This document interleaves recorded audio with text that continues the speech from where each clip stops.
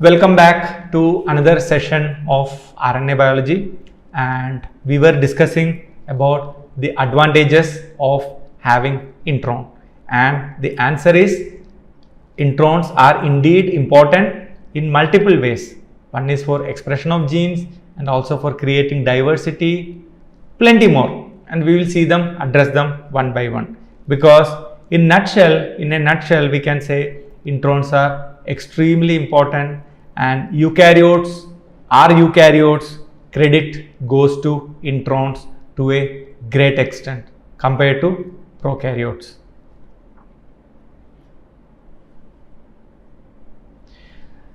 So the biological advantage of alternative splicing is that two or more polypeptides can be derived from a single gene, and two or more is a very small or silly number when you are going to see a real time example. It will baffle you completely. But even 2 is definitely more than 1, right? So 2 is definitely handy.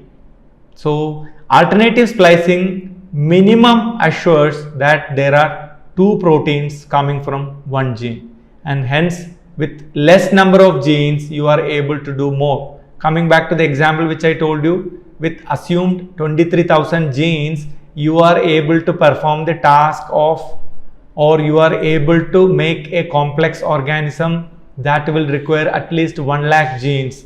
Is credit goes to alternative splicing, and it is an enigmatic phenomenon. Nobody completely understands the real essence of alternative splicing, and I am sure in future someone may be able to come up with a clear-cut answer to alternative splicing, and that will be one of the Nobel Prize winning discovery, because alternative splicing is that important, and we do not even now completely understand how many expressed genes are there in humans. We don't know. All we know is the possible coding sequences which can act as gene from the entire genome. So total number of genes expressed in the lifetime, because some genes are important only during developmental stage. After that they are permanently shut off, they will never turn on back again.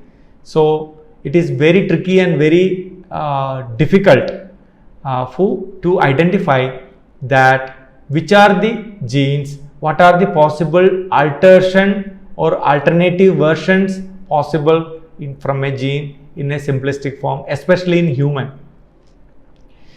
This allows an organism to carry fewer genes in their genome, because during evolution has happened in both directions. In some direction the genome size started increasing, in another direction the genome size started decreasing. Genome means you may wonder what is this genome you are talking about. Human genome is around 3000 megabase, means one base. Once it becomes 1000 base, it is 1 kilobase. 1000 kilobase is 1 megabase, and we have 3000 megabase is our genome, whereas E. coli bacteria has got only 4 MB, 4 megabase. Drosophila and zebrafish, all these animals have got differing size of their genome.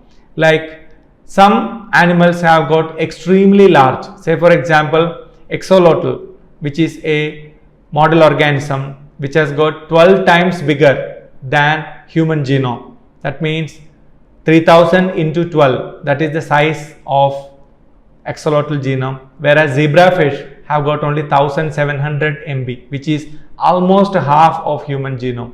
But remember, they all have got more or less the same number of genes. Don't think fish have got less number of genes than human because it is very small, not like that. Size, or elephant have got larger number of genes, or dinosaurs have much bigger number of genes than a wall lizard. So these are all completely different events which you should understand. The size of an organism is not. Some worms have extremely large genome and they have large number of chromosomes also. So evolution has happened in both directions. So we cannot simply say in one answer, we cannot say more genome is more complex organism, more genome means more genes, More genes means you can have complex or more ability to perform larger number of functions. Not like that. It always depends which organism you are talking about, which gene you are talking about. And also you should not think every gene have got at least 5 alternative spliced form. No, there are plenty of genes which have only one alternative splice form. And we should not think every human gene have got introns. There are many intron-less genes also, somewhat like bacteria. Just one exon, that is the gene. So this is also possible. So there are less number of concrete rules especially in genomic research. Let us see one example how this alternative splicing is bringing in complexity. Sex in Drosophila is largely determined by alternative splicing. Let us quickly see an example. This gene, SXL gene, which has got exon 1, exon 2, exon 3. And if the splicing happens between exon 1 and exon 3, then you end up getting a female. If splicing happens between exon 1, exon 2 and exon 3, you end up getting a male. So this is one easier example to understand, because many organisms do not have a dedicated sex determination gene. Even if it don't have, it will be able to perform a differential function during the development and subsequent animal physiology. It will be able to bring in like human body by default is female in structure. So the role of the testosterone or the hormones is to resist or fighting 24/7 not to become female body. So if a organism, human, is born and that person don't have hormones, testosterone or male hormones are not there, or male hormone have got its corresponding receptor, if that receptor is mutated, you cannot distinguish that person from a typical female. No way you can distinguish unless you do anatomical study or chromosomal preparation. So what it indicates, every organism have got a default body structure. So in the case of human, the default body structure is feminine. It is the pattern of a female. So many organisms, the hormones or the genes are resisting to become another one. So this is how the evolution has put forward individual organisms. We will see them when we study about the dosage compensation, etc. So coming back to alternative splicing, the potential for an increase in the phenotypic diversity without increasing the overall number of genes. This is the foremost advantage, that with less you can do more, because each protein is a functional molecule. It is achieved by altering the pattern of exons that are spliced together. So which are the exons that should be spliced together or joined together depends on which tissue or which organism you are referring to and which gene you are referring to. Different proteins can arise from the processed mRNA from a single gene, because each RNA have got different coding sequence and each of them can perform different tasks. So alternative splicing can occur either at specific developmental stages or in different cell type. Sometimes a given protein is needed only for maybe for 2 days during the development. Then dedicating a full-fledged gene for that can be counterproductive. So instead, make an alternative spliced form of that particular protein, make use of it, and rest of the time do not go for that alternative spliced form, because that gene can perform a different task throughout the organism's life. So this is how you make use of alternative splicing during the development. Of course, we cannot make use of at our will. It is how nature has evolved, or an organism have evolved during the evolutionary time scale. Let us see an example. The calcitonin gene yields an mRNA that synthesizes calcitonin, which is in the thyroid gland. Thyroid gland is somewhere here near your neck, and we know thyroxine is an important hormone which is important for the, if you don't have thyroxine during your childhood, you end up, I think that disease is called cretinism, you will be dwarf and you will not have proper intellectual development. But if you have dwarfism because of growth hormone deficiency, then you will be short but you will be normal. You are intellectually not challenged. But thyroxine is so important. And you may have heard many people will be taking thyroid tablet, that T3 TSH, you would have said that metabolism will be very low. We call them as hypothyroid condition, means their body has proper thyroxine production but not adequate. So you have to supplement with tablet. It's very important. Many times for miscarriage during pregnancy, etc., will be a major problem if the thyroid hormone levels are under the normal level or below the normal level. So it's very important throughout the lifespan for maintaining the body's metabolism. So calcitonin is a gene that is important in regulating the calcium balance in the body. So it is normally expressed in the thyroid gland, whereas the calcitonin gene related peptide, it is called CGRP, which is expressed in the brain. Both are coming from the one gene. And two proteins with distinctly different function in different tissue. So one is in the brain, another is in the thyroid. So coming from the same gene. And the alpha tropomyosin mRNA have at least 8 different alternatively spliced alpha tropomyosin mRNAs.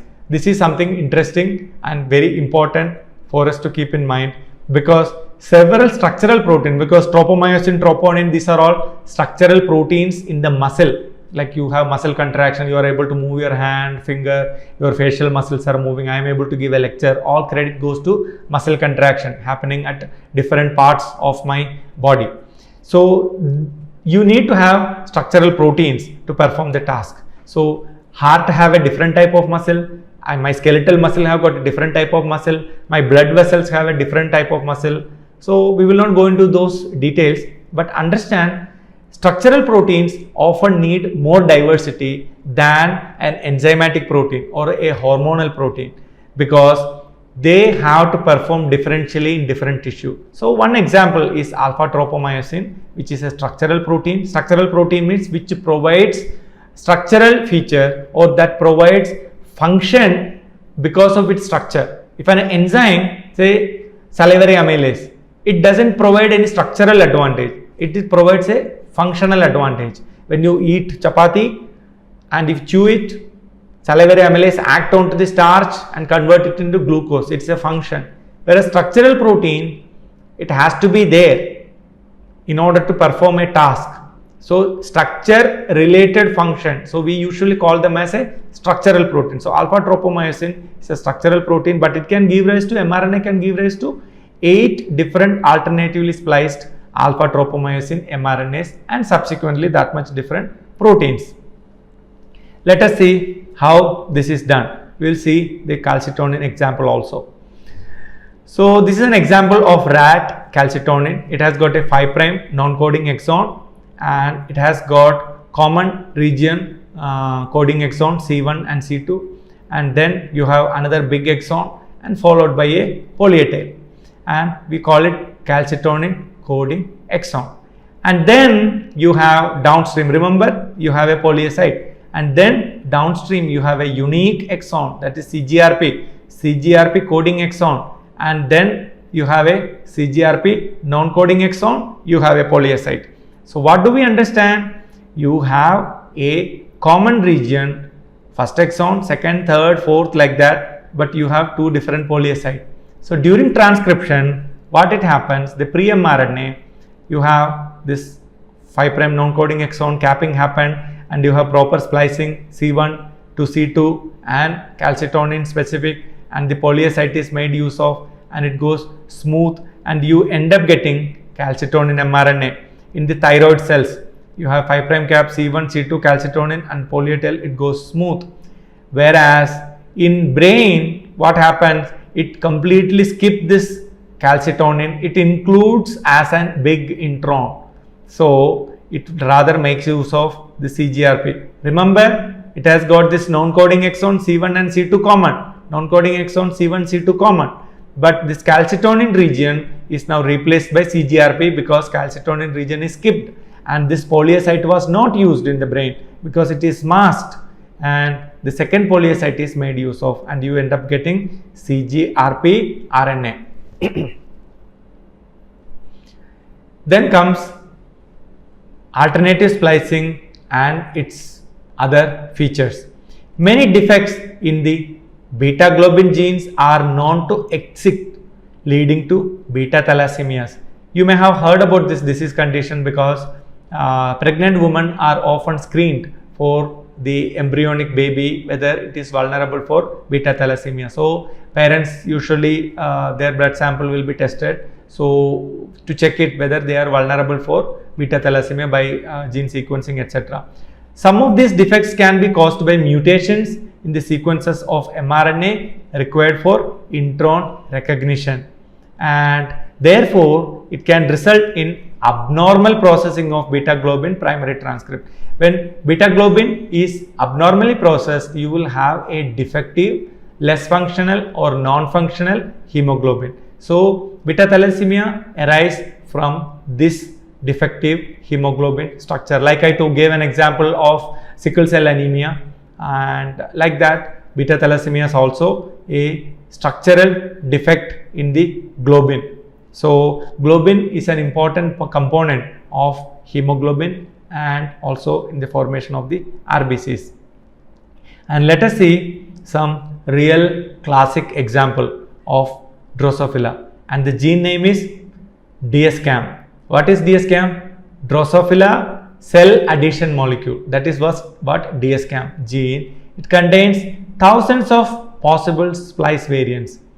So genomic DNA and the pre-mRNA, if you are seeing, you have got exon 4, exon 6, exon 9 and exon 17. They participate in a diverse variety of alternative splicing. That means exon 4 can contribute 12 alternatives, exon 6 can cause 48 alternatives, exon 9 can bring in 33 alternatives, and exon 17 can bring 2 alternatives. In the end of the day, once the mRNA is formed, it can bring up to 38,016 alternative spliced product, which is larger than human genome in itself. Human genome is supposed to have 23,000. So one DSCAM gene in Drosophila is capable of encoding up to 38,016 variety. So remember, it has got plenty of exons, all are not participating. 4 exons leave a total number of possibilities. What are they? Exon 4, exon 6, exon 9, exon 17. With just 4 exons contributing to alternative splicing itself, you can bring in around 38,000 plus varieties.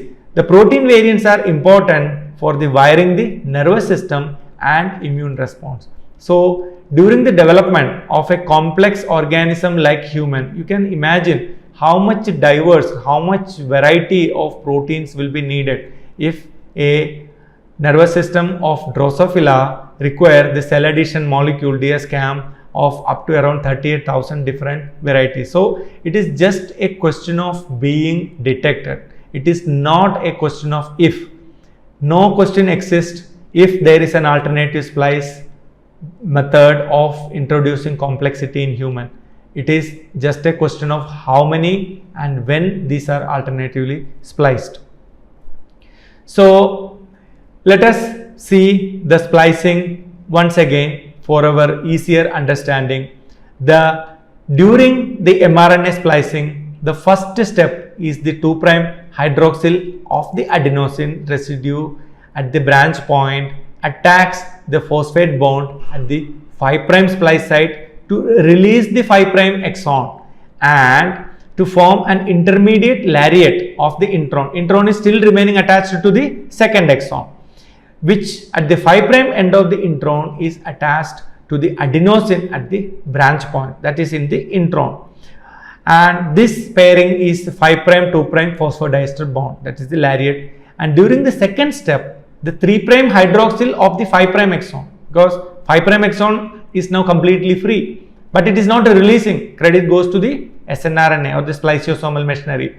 Exon attacks the phosphate at the 3' splice site, resulting in the ligation of the 5' and 3' exon. Here comes the catch. Now the 3' OH of the 5' exon, where is it going to start its hybridization or its fusion or its ligation or its splicing? Where is it going to start? And wherever it is starting, it will include the portion as the intron. So first step is the lariat is formed because of the adenosine at the branch point, and now the first exon or the 5' exon decides where it should fuse. So cell can have different ways of regulating the second transesterification reaction or the second ligation reaction. Accordingly, you can decide an exon should be longer, shorter, or where the second fusion should happen. That is why we are revisiting the splicing once again, although we have already addressed the splicing. So now if you see closely, this spliceosome is a large particle, which we know. It is not a simpler thing, and it is a highly it's a highly organized structure, and it is regulated in a stringent manner, and it may sound like everything is perfect, and to some extent it is perfect, everything is perfect, but splicing defects can also happen, sometimes with a huge price, and we will see some example.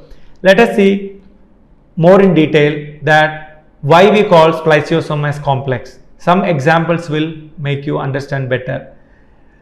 Around 2.1 megadalton mass is there, and around 30 different proteins are present, which is constituting 17% of the mass, and this is done by 5 snRNA, which is around 3.3 megadalton and 27% of the mass. Then again you have 41 proteins, and which is constituting to the snRNP, which will add to around 2.2 megadalton and 18% of the mass, and 70 splicing factors which is around 4.7 megadalton and 38% of the mass. So we should understand spliceosomes are forming only a minority compared to a large number of proteins that can bring in variations during the splicing process.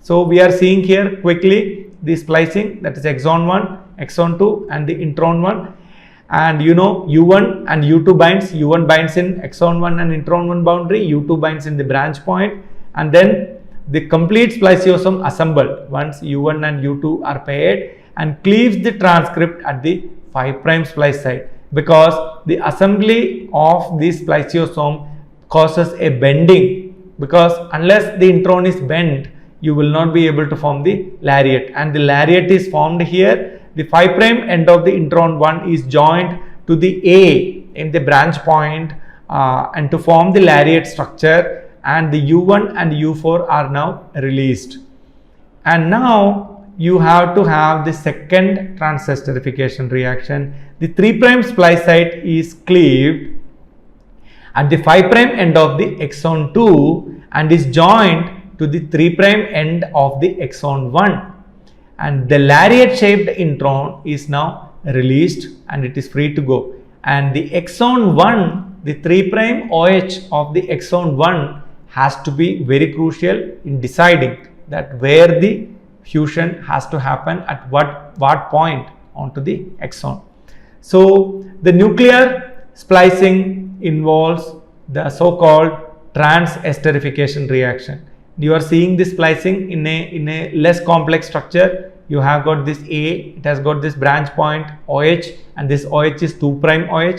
2' OH participate in the first transesterification reaction, and then it goes into the second transesterification reaction here, and you end up getting fusion of these two exons, and the lariat is released, and the branch site structure is shown here, but the red color label to the A is the branch site A, and the GTAG rule is compulsory. In RNA it is GUAG rule, and let us see this picture shows how important they are. This blue color one is exon, and this little dull pink color portion is the intron, and this exon is having ending A and G, exon, okay, and 64% is A and 73% is G. Now let us see the G and T in the intron. 100% is G, 100% is T. That means that rule is not flexible. And same way you see the other end of the intron. 100% is A in the towards the end of the intron, and 100% is G. That rule is not fixed. On the other hand, you see here this is an N. First base of an exon is an N, means it can be any nucleotide. There is no compulsory. That means this exon are free to fuse as and when it required, wherever it required. There is no rule that it can have variation. So this adds to the complexity. So GTAG rule describes the presence of this constant dinucleotide at the first and two and the last two positions, GT and AG positions of the introns. And the splice sites are the sequences immediately surrounding the exon intron boundary. 5' splice site, 3' splice site. The splicing junctions are recognized only in the correct pairwise combinations. So we will revisit more about the splicing in the subsequent classes. Thank you.